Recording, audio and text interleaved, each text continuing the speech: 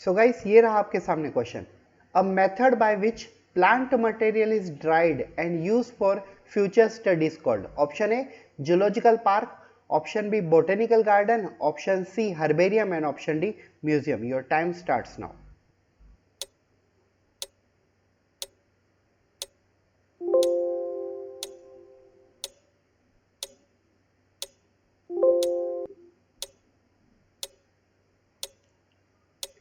Come on guys, ऐसी कौन सी method है जिसमें हम प्लांट के मटेरियल को ड्राई करते हैं और उसे यूज करते हैं ताकि आगे की फ्यूचर स्टडी हम उसमें कर सकें।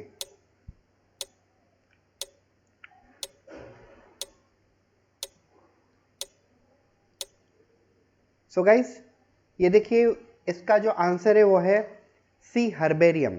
हर्बेरियम एक ऐसी स्टडी होती है जिसमें हम प्लांट मटेरियल को ड्राई कर देते हैं और ड्राई करने के बाद हम उसे कोई भी मतलब जो हर्बेरियम शीट होती है उस शीट के ऊपर उसे प्लॉट करते हैं। आइदर स्टिक कर सकते हैं, आइदर माउंट कर सकते हैं। तो काफ़ी सारी मेथड होती है। जैसे आपको पता होगा कि पहले के ज़माने में लोग जनरली रोज़ फ्लावर को अपनी बुक में रख देते थे और कुछ समय के बाद जब उस फ्लावर को मतलब बुक को ओपन करते तो फ्लावर एकदम फ्लैट हो गया होता है, मतलब ड्राइड हो गया होता है। तो ऐसी वाली जो प्रोसेस होती है, ऐसी वाली जो प्रैक्टिसेस होती है उसे हम कहते हैं herbarium. Next one, euglenoids have flexible body due to the presence of option A chlorophyll, option B cell wall, option C pellicle and option D cellulose. Your time starts now.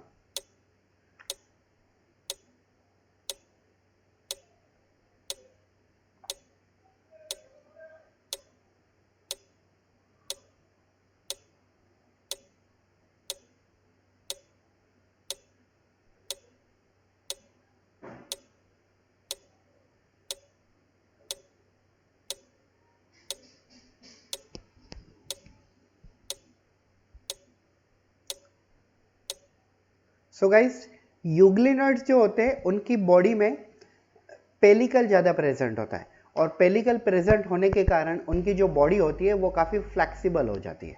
तो answer है हमारा C, pellicle. Next one, read the following statement and select the correct statement. हमें इन चारों में से correct statement को find out करना है। Option A, members of a kingdom fungi shows great diversity in structure and habitat. मतलब जितने भी फंजाई हैं उनके अंदर स्ट्रक्चर और उनका लोकेशन मतलब हैबिटेट, इनमें काफ़ी डाइवर्सिटी मतलब काफ़ी चेंजेस पाए जाते हैं। Option B, most fungi are saprophytic in their mode of nutrition. Maximum fungi saprophytic होते हैं, मतलब डेड एंड डिकेइंग ऑर्गेनिज्म के ऊपर ग्रो होने वाले। Option C, there are 4 classes under kingdom fungi and option D, all of about. Your time starts now.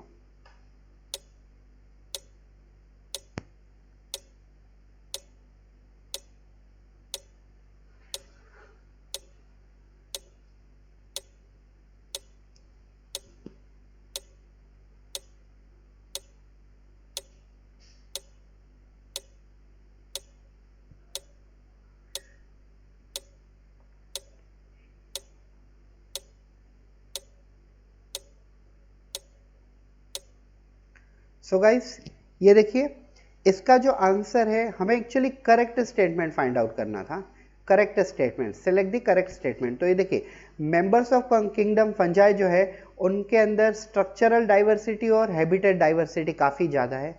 ये basically moisture जगह पे भी ग्रो हो सकते हैं और कुछ कुछ मशरूम ऐसे होते हैं ट्री के ट्रंक के ऊपर, वॉल के ऊपर भी ग्रो हो जाते हैं। मोस्ट प्रोबेबली फंजाई जो होते हैं वो सेप्रोफाइटिक नेचर के होते हैं, मतलब डेड एंड डिकेइंग ऑर्गेनिज्म के ऊपर ग्रो होने वाले। और अगर यहाँ पे दिया हुआ है कि फंजाई जो है वो 4 क्लासेस में, तो बिल्कुल सही है।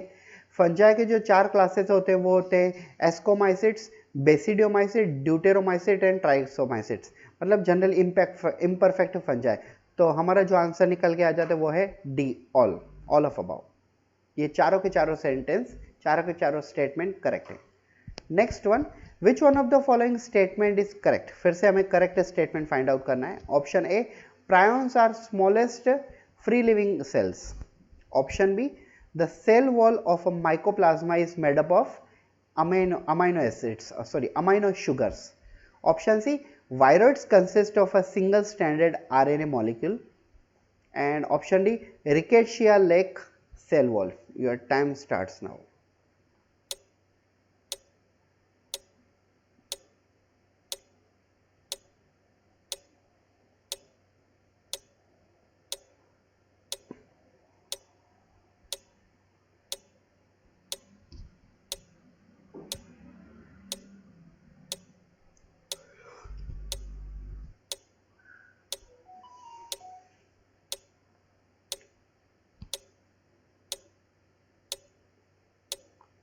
सो गाइस ये देखिए, फोर्थ नंबर का जो क्वेश्चन है उसका आंसर क्या है, वो है C. Viroids consist of a single stranded RNA molecule. Viroids क्या होते हैं? वायरोइड्स वायरस से भी छोटे ऑर्गेनिज्म होते हैं। सबसे पहला वायरोइड्स जो था वो था पीएसटीवी, मतलब potato spindle tuber viroids, potato spindle tuber viroids. और ये जो वायरोइड्स है वो वायरोइड्स ऑलमोस्ट काफ़ी सारे डिसीजेस कॉज करते हैं। सबसे पहला वायरोइड्स डिस्कवर किया हुआ था थियोडर डाइनर साइंटिस्ट ने। चलो moving towards the next question. बाकी सभी जो भी ऑप्शंस है वो सब रॉन्ग है। Next, which is or are included in phanerogams? Phanerogams में किसको हमने इंक्लूड किया हुआ है? Option A pteridophytes, option B angiosperm, option C gymnosperm and option D both B and C. Your time starts now.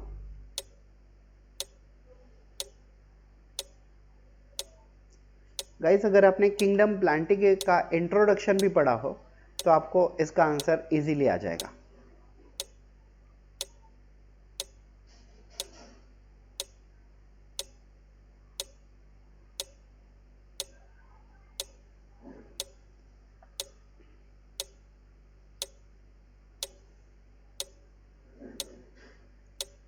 तो ये देखिए, प्लांट के जनरली दो कैटेगरी आती है। एक कैटेगरी आती है क्रिप्टोगैम्स, जिसमें जो प्लांट होते हैं वो स्पोर प्रोड्यूसिंग वाले होते हैं, जैसे टेरिडोफाइट्स हैं, अलगी है और ब्रायोफाइट्स है। फेनोरोगैम्स वाले वो प्लांट होते हैं जो सीड प्रोड्यूस करते हैं, जैसे एंजियोस्पर्म है और जिम्नोस्पर्म है। तो हमारा आंसर आ जाएगा D both B and C, because angiosperm gymnosperm दोनों इंक्लूड होते हैं इसमें। Next one, the system of classification of a plants produced by these two botanists is claimed to be natural system। मतलब प्लांट की जो classification है वो कौन से दो साइंटिस्टों ने डिस्कवर की है या तो बनाई है, और जिसे हम नेचुरल सिस्टम ऑफ क्लासिफिकेशन भी कहते हैं। Option A Bentham and Hooker, option B Aristotle and Theophrastus, option C John Hutchinson and Takhtajan, and option D Engler and Prantl. Your time start now.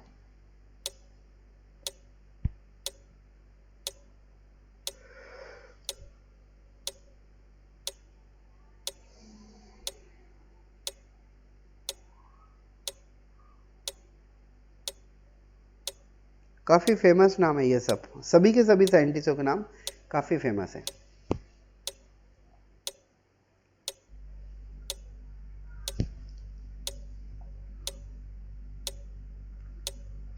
So guys इसका जो answer है वो है Bentham and Hooker. इन दोनों scientist ने natural system of classification of plant इनको divide किया हुआ है प्लांट्स को।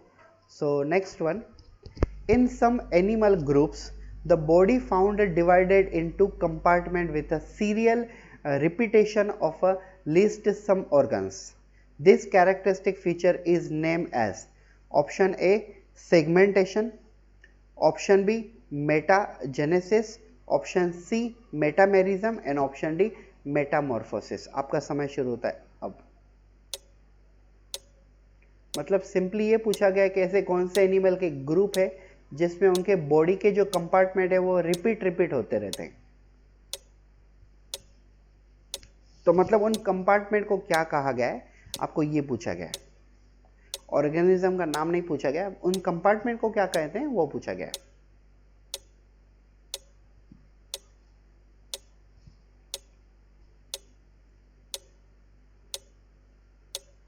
सो गाइस ये देखिए, इनको जनरली हम कहते हैं मेटामेरिज्म। एक कंसेप्ट ये है मेटामेरिज्म। मतलब फॉर एग्जांपल अर्थवर्म जो होता है, अर्थवर्म के अंदर जो उनके सेगमेंट्स होते हैं, जैसे हम कहते हैं सीटे, ये जो सीटे हैं उनके जो पार्ट्स हैं वो रिपीट होते रहते हैं। तो ये है metamerism. Next one, body cavity in the cavity body cavity is the cavity present between body wall and gut wall. In some animal, the body cavity is not used for blood storage and transport, but it is present in such animals are called। Guys actually क्या है body cavity और coelom क्या होता है? Coelom या तो body cavity ये body wall और जनरली गट के बीच में प्रेजेंट होती है। अगर मोस्ट प्रोबेबली इसका जो रोल होता है, एक तो ब्लड स्टोरेज का और ट्रांसपोर्ट करने का रोल होता है, और दूसरा उनका फंक्शन होता है फूड स्टोरेज का। अब आप समझ लीजिए इस क्वेश्चन में इन्होंने बताया कि एक ऐसी बॉडी कैविटी है जिसमें ब्लड स्टोरेज नहीं होता है, ना तो ट्रांसपोर्ट होता है, तो उस बॉडी कैविटी को आप क्या कहोगे? ठीक है, मतलब बॉडी कैविटी है लेकिन ना तो वो ब्लड स्टोरेज करती है ना तो ब्लड को ट्रांसपोर्ट करती है, तो उसे आप क्या कहोगे? तो आपके सामने ऑप्शन है acoelomate, option B pseudocoelomate, option C coelomate and option D haemocoelomate. आपका समय शुरू होता है अब।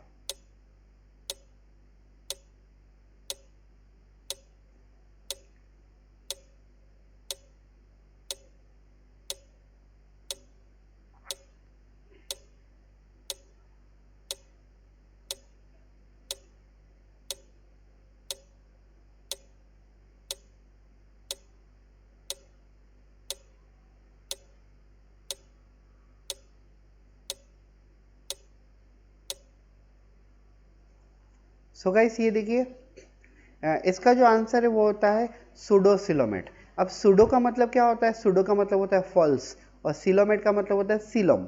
मतलब सिलोम प्रेजेंट है लेकिन फिर भी हम उसे क्या कहते हैं? Pseudocoelomate, false coelomate. ऐसा क्यों? क्योंकि सिलोम तो प्रेजेंट है लेकिन उसका कोई यूज नहीं है, तो ये यूजलेस है। यूजलेस अगर सिलोम है तो ऑब्वियसली हम उसे क्या कहेंगे?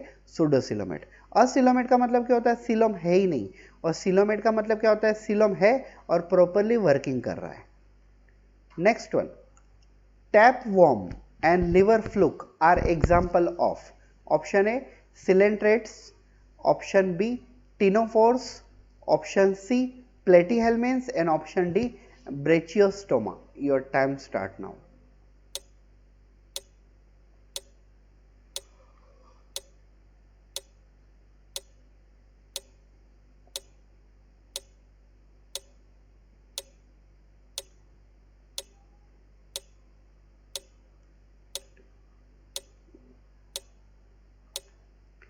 गाइस अगर आपको टैप वर्म या तो लिवर फ्लूक, इन दोनों में से किसी का भी स्ट्रक्चर याद आ जाए, अगर आपने कोई डायग्राम में देखा हो, तो आप इसका आंसर बेहतरीन तरीके से 1 सेकंड में भी दे सकते थे। अब ये देखिए, टैप वर्म जो होते हैं वो दोनों साइड है ना फ्लैट होते हैं, और फ्लैट जो ऑर्गेनिज्म होते हैं उनको हम क्या कहते हैं?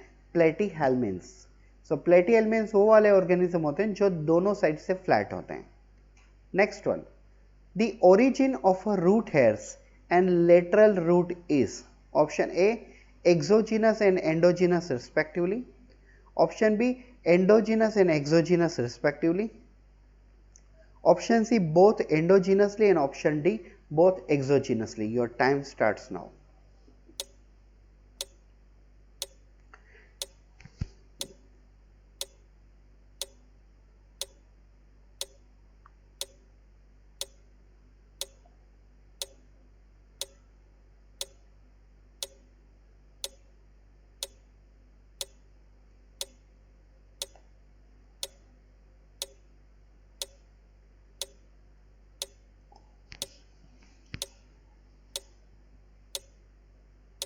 सो गाइस इसका जो आंसर है ए।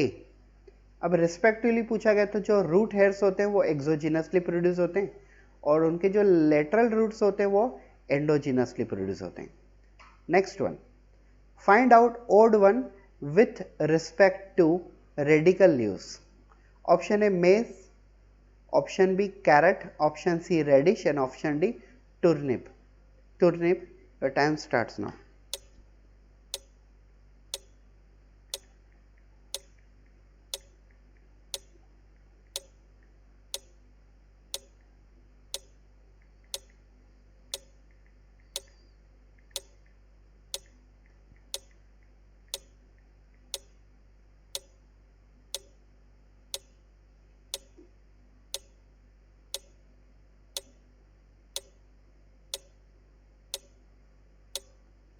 सो गाइस ये देखिए, find out the odd one with respect to the radical leaves. तो जो रेडिकल लीव्स होते हैं वो मोस्ट प्रोबेबली हमें मेज में पाए जाते हैं। ठीक है, वो मोस्ट प्रोबेबली मेज में पाए जाते हैं, तो हमारा जो आंसर है वो है मेज। रेडिकल लीव्स के थ्रू हमने देखा है। Next one, stem modified into the green flatten branches of unlimited growth for assimilatory function। मतलब कुछ प्लांट ऐसे होते हैं जिनके अंदर स्टेम ग्रीन हो जाते हैं, टोटली फ्लैट हो जाते हैं और उनकी ग्रोथ जो हो जाती है वो अनलिमिटेड हो जाती है, और वो कुछ एक्स्ट्रा फंक्शन भी करते हैं, एसिमिलेटरी फंक्शन भी कहते हैं। तो उनको हम क्या कहते हैं? Option A phyllode, option B cladode, option C phylloclade and option D bulbil. Your time starts now.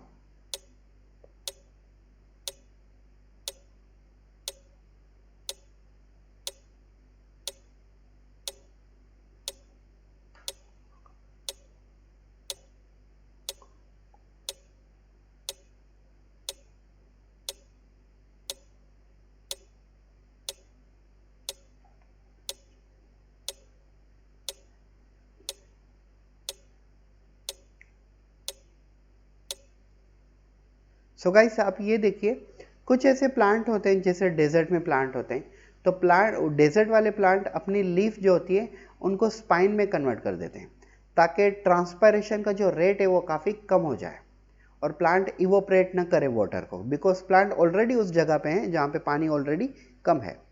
तो ऐसे सिचुएशन में अगर लीफ स्पाइन में कन्वर्ट हो जाती है तो स्टेम क्या करते हैं? स्टेम फाइलोक्लेड बन जाते हैं और अल्टीमेटली ये फोटोसिंथेसिस करने में मदद करते हैं, जिसे हम एसिमिलेटरी फंक्शन भी कहते हैं। बिकॉज ये स्टेम का फंक्शन नहीं होता है फोटोसिंथेसिस, लेकिन ये स्पेशल फीचर है जिसमें वो फोटोसिंथेसिस कर सकते हैं, तो इसे हम कहते हैं एसिमिलेटरी फंक्शन।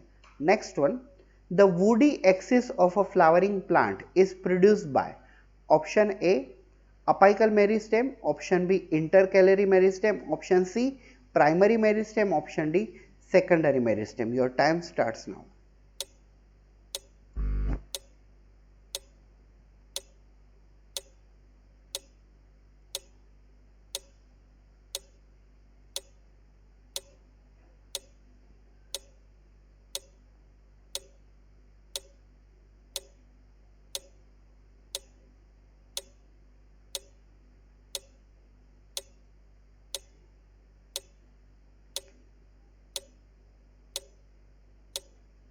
सो गाइस ये देखिए, the woody axis of a flowering plant is produce by, woody axis in the sense flowering plant में जो मेन वुड पोर्शन है, जो मेन लकड़ा होता है, यस जो मेन वुड पोर्शन होता है वो किससे प्रोड्यूस होता है?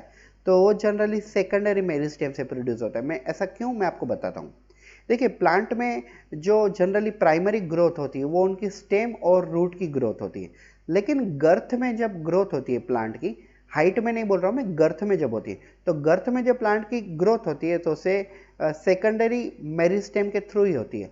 अब आप ये देखिए, अपाइकल मेरिस्टेम जो होता है वो स्टेम के टिप पे होता है और रूट के टिप पे होता है, मतलब स्टेम के टिप पे और रूट के बेस पे होता है। इंटरकैलरी मेरिस्टेम वो सेंटर पे होते हैं, और ये दोनों के दोनों जो मेरिस्टेम है वो प्राइमरी कैटेगरी में आती हैं। सेकेंडरी मेरिस्टेम जो होते हैं वो सेकेंडरी ग्रोथ कोज करते हैं और ये जनरली प्लांट को वुडी बनाते हैं। Next, what is the function of a lateral meristem? Lateral meristem के क्या फंक्शन है? Option A, it gives rise to the lateral branches, option B, it increases girth as well as length of the plant axis, option C, it increases girth of the plant axis, and option D, it increases only length of the plant axis. Guys ये तो answer बिल्कुल easy है। Easy क्यों है? क्योंकि इसके पहले जो क्वेश्चन था उसमें मैंने आपको ये वाले क्वेश्चन का एक्सप्लेन किया हुआ था।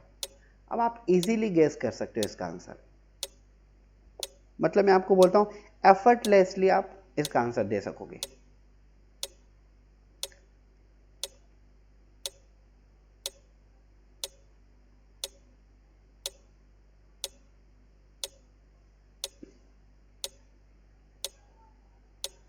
सो गाइस ये देखिए, इसका आंसर जो है वो है C, it increases girth of the plant axis.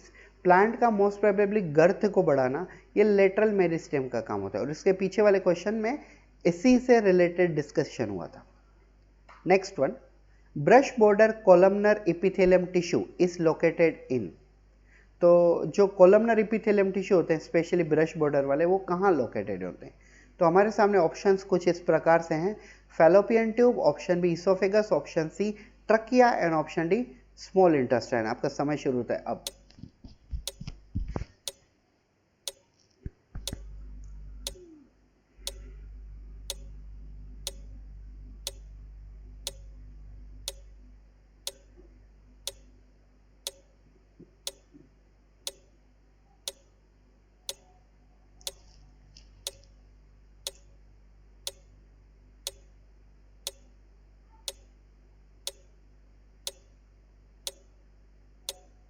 So guys ये देखिए ब्रश बॉर्डर ये मोस्ट प्रोबेबली प्रेजेंट होते हैं proximal convoluted tubule of kidney. Kidney में जो नेफ्रॉन होता है, नेफ्रॉन में प्रॉक्सिमल कन्वोलेटेड ट्यूबुल पे ब्रश बॉर्डर लाइनिंग प्रेजेंट होती है, जिसे हम माइक्रोविला कहते हैं। और इवन दो माइक्रोविला स्मॉल इंटेस्टाइन में भी प्रेजेंट होती है, स्पेशली जेजुनम में और इलियम में, स्पेशली जेजुनम में। तो इनका काम क्या है?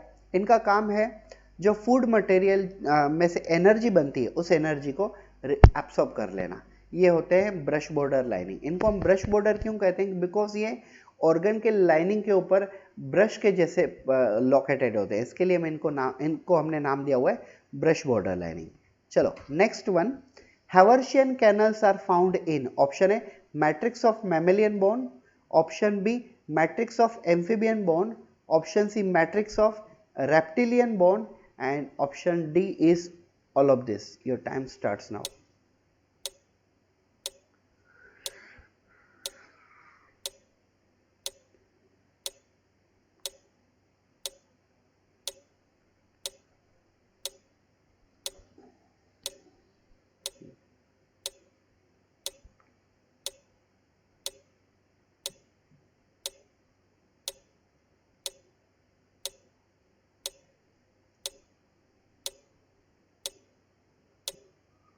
सो गाइस ये देखिए हैवर्शियन कैनल जो होती है वो ऑलमोस्ट मैमेलियन बोन में प्रेजेंट होती है।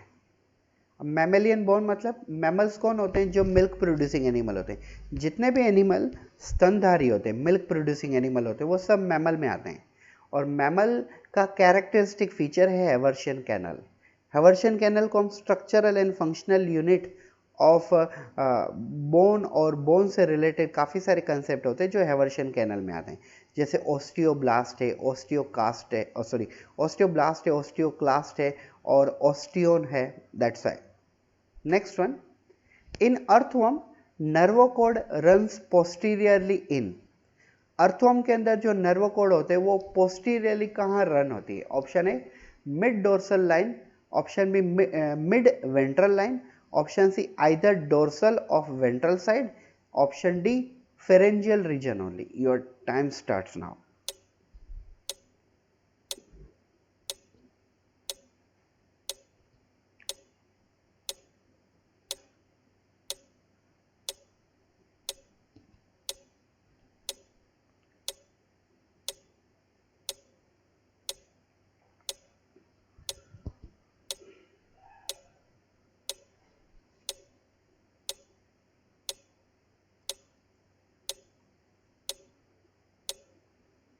सो गाइस ये देखिए अर्थवर्म के अंदर जो नर्व कॉर्ड होती है वो उनके पीछे की साइड मतलब पोस्टीरियरली कहाँ रन होती है ये हमें फाइंड आउट करना था। तो वो है either dorsal of ventral side, dorsal के वेंट्रल साइड पे रन होती है, आइदर इन्होंने कहा है। Next one, hepatic caeca are found at the junction of, option A mid gut and hind gut, option B crop and gizzard, यहाँ पे space होनी चाहिए, crop and gizzard, option C mid gut and gizzard and option D mid gut and ileum. Your time starts now. Guys आपकी जानकारी के लिए मैं बता दूं हिपेटिक सिका एक प्रकार का लिवर है कॉकरोच के अंदर, मतलब लिवर के जैसा काम करता है, तभी तो उसका नाम दिया हुआ है हिपेटिक। हेपा का मतलब होता है liver.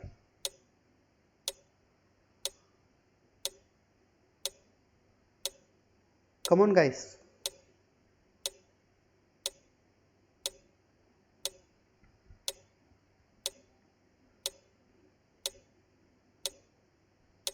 So your time up now. अब ये देखिए ये कहाँ प्रेजेंट होता है? हिपेटिक सिका ऑलमोस्ट प्रेजेंट होते हैं मिड गट और गिजार्ड के बीच में, ठीक है।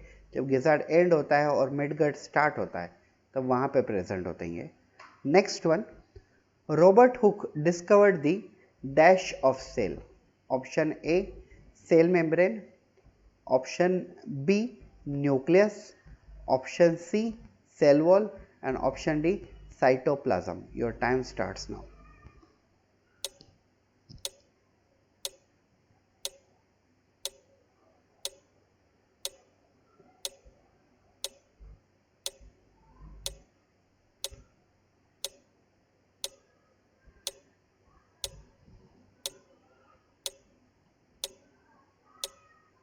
रॉबर्ट हुक ने सेल के अंदर क्या डिस्कवर किया था, आपको ये बताना है।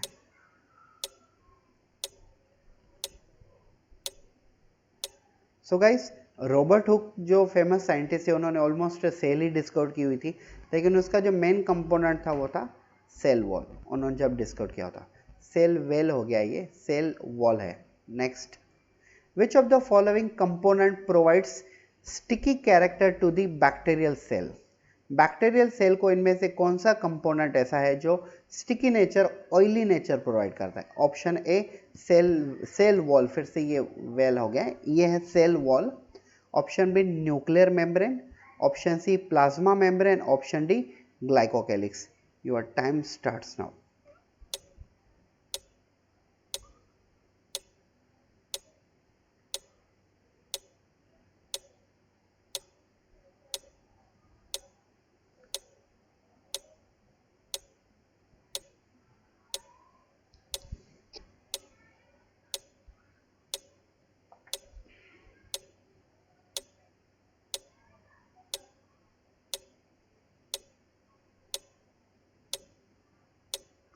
सो गाइस, ग्लाइकोकेलिक्स जो होता है, ये जनरली बैक्टीरियल सेल को ऑयली लेयर मतलब स्टिकी लेयर प्रोवाइड करता है।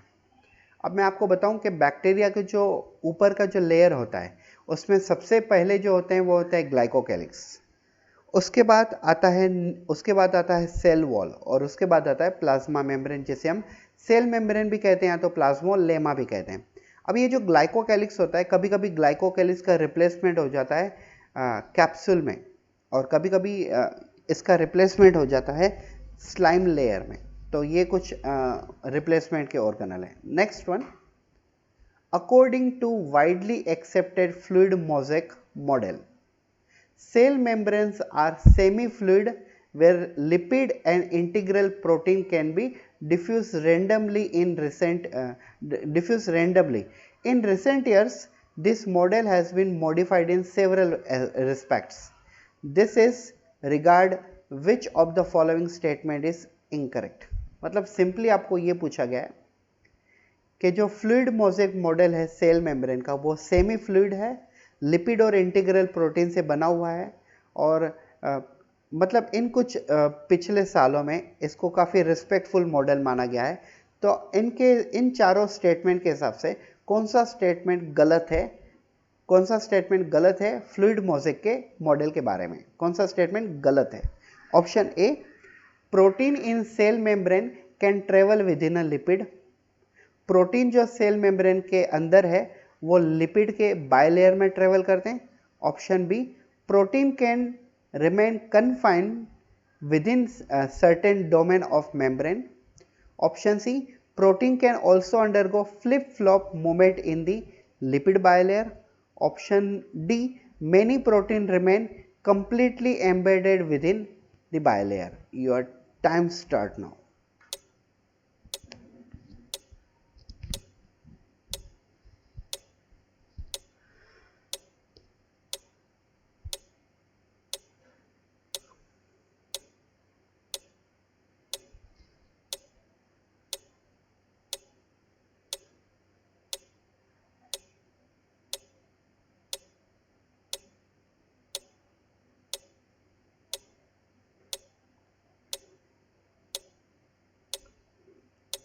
तो गाइस, ये देखिए इसका आंसर जो है वो है C, protein can also undergo flip flop movement in the lipid bilayer.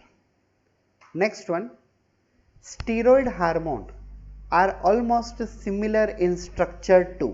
Option A, triglyceride, option B coenzyme A, option C tyrosine, and option D cholesterol. Your time starts now.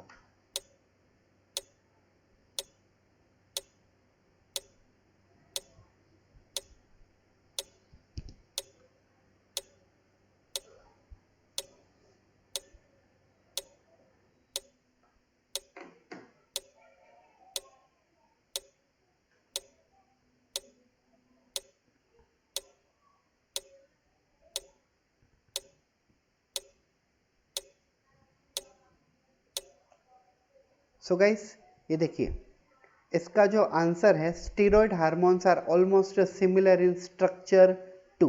जितने भी steroid hormone है वो almost cholesterol के जैसे होते हैं structurally अगर हम देखें तो। Next one, corn is immersed in the boiling water. It is then cool, the solution becomes sweet. It is due to, अगर आप कोई मकई को मतलब कॉर्न को गर्म पानी में डालो, मतलब डाल दो पानी में और फिर पानी को बॉईल करो, एक ही हुआ, गर्म पानी में डालो या तो उसे डालो फिर पानी में गर्म पानी को बॉईल कर दो, एक ही चीज़ है। और कुछ देर के बाद उस पानी को आप ठंडा कर दो, ठीक है, तो जो सॉल्यूशन होगा वो डायरेक्टली स्वीट हो जाएगा, मीठा हो जाएगा। ऐसा क्यों? Option A, enzyme are inactivated in boiling water. Option B, disaccharide are converted into monosaccharide. Option C, monosaccharide are converted into disaccharide. And option D, none of this. Your time starts now.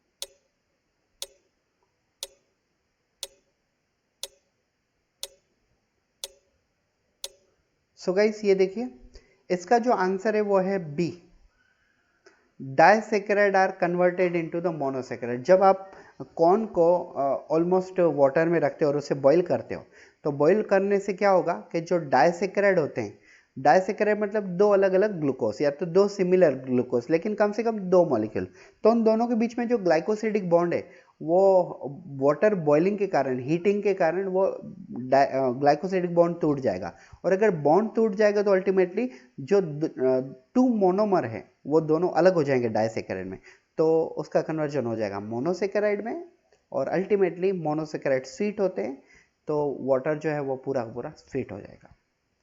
Next, which one is the most abundant protein in the animal world? Animal world के अंदर, for example हम human के अंदर कह लो या तो कोई भी एनिमल के अंदर कह लो, सबसे ज़्यादा क्वांटिटी में पाया जाने वाला प्रोटीन कौन सा होता है? Option A, collagen protein. Option B, insulin protein. Option C, trypsin protein. Option D, haemoglobin protein. Your time start now.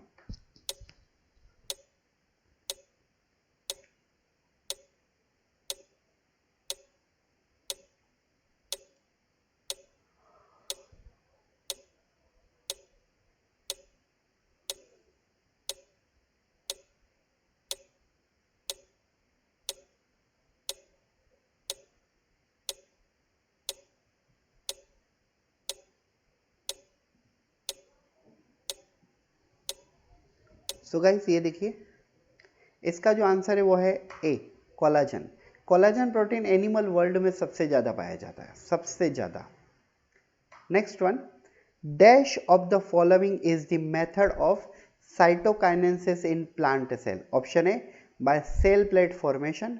Option B, bye constriction. Option C, by furrow formation. And option D, 1 and 3 both, means A and C both. Your time starts now.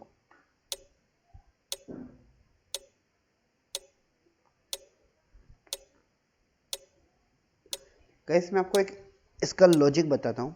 ये देखिए, normally अगर हम animal cell में, eukaryotic cell, animal cell में अगर हम cell division करते हैं तो तब हम एस्ट्रल रेस फॉर्म करते हैं, लेकिन प्लांट में एस्ट्रल रेस फॉर्म नहीं होते हैं, बिकॉज प्लांट में अनएस्ट्रल माइटोसिस होता है। और प्लांट के अंदर एस्ट्रल रेस किसको रिप्लेस कर देते हैं? तो प्लांट के अंदर एस्ट्रल रेस सेल प्लेट को रिप्लेस कर देते हैं। तो प्लांट में सेल प्लेट फॉर्मेशन के थ्रू सेल डिवीजन होता है।